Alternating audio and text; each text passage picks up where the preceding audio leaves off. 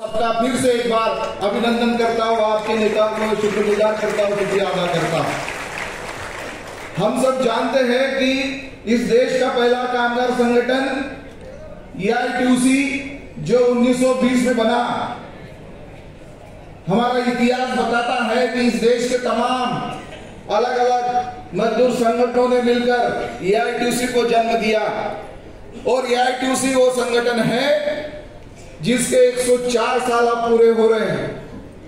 इस देश के तमाम मजदूर हितैषी कानून लड़कर हासिल करने के लिए EITUC के नेताओं की कुर्बानी है, EITUC के नेताओं का जज्बा है और उन तमाम आंदोलनकारी मजदूरों का रक्त रंजित इतिहास भी गवाह है। और इसलिए EITUC ने जब अपना जन्म लिया तो साफ तौर पर अंग्रेजों को कह दिया था कि आपको भारत छोड़ना होगा।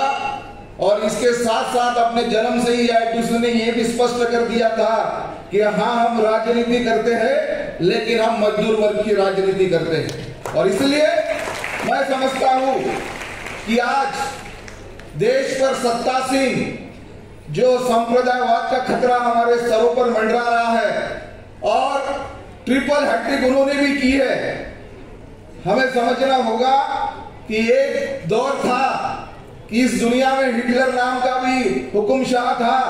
एक दौर था कि ईस्ट इंडिया कंपनी भारत में आई और भारत पे राज करने लगी, तो भारत के उन जाबाज मजदूरों ने, किसानों ने ऐसे लोगों को परास्त किया है। और इसलिए EITUC का पक्का भरोसा अपने उन तमाम 1,42,00,000 मजदूरों के साथ है कि जो इस देश में जो मजदूर आंदोलन के लिए खतरा बनेंगे, उनकी कब्र बनाने का पूरा इंतजाम EITUC इसी भारत में करेगी।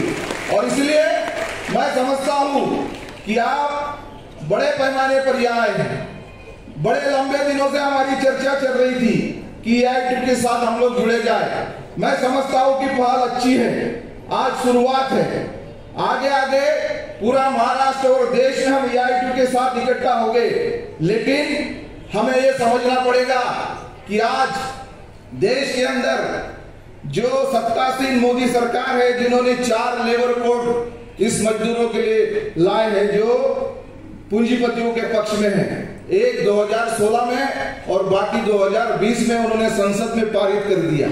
हम समझते हैं कि एक तरफा देश में जो सत्ता पर आसीन लोग हैं, एक तरफा पूंजीपतियों के हित में निर्णय लेते जा रहे हैं। और इसलिए EITUC अपने जन्म से ही यह समझती है कि अब वो दौर आ चुका है कि लाल, हीरे, हरे, पीले, नीले सबको एक होना पड़ेगा। और इसलिए देश के तमाम सेंट्रल ट्रेड यूनियन का एक बड़ा संगठन CTU स्तर के सेंट्रल ट्रेड यूनियन ये हमने बनाया है। और हम चाहते हैं कि देश के तमाम मजदूर संगठन उस बैनर के नीचे आए और मजदूरों पर जो खतरा मंडरा रहा है, ये खतरे को दूर करने के लिए हमें हमारी एकता को और व्यापक करना पड़ेगा, बुलंद करना पड़ेगा और एकता के साथ हमें सरकार के आगे खड़ा होकर जीतना पड़ेगा। मैं समझता हूं कि उसी की पहल मोदी जी ने आपके आगे अपनी बात रखी, उसी की पहल के तौर पर हम आगे देखना चाहिए।